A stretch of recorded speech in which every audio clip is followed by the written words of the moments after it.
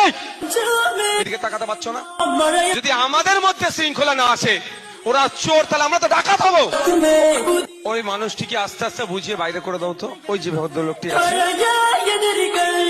ওদের তাকাবার তোমাদের কি আছে? তোমরা ওদিকে তাকাচ্ছ কেন? খসলত গুলো যাবে না? এই করে করে এই অবস্থা। এড়ে কি বেড়ে দেখবে না?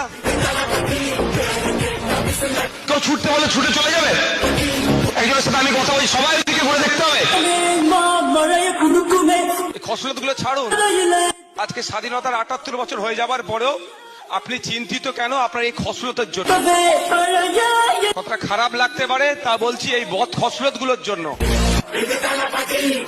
পরিস্থিতি সম্পর্কে জ্ঞান না থাকার জন্য স্বাধীনতার ৭৮ বছর পার হয়ে যাবার পরেও আপনাকে কুকুর বিড়ালের মতো আচরণ আপনার সাথে হচ্ছে।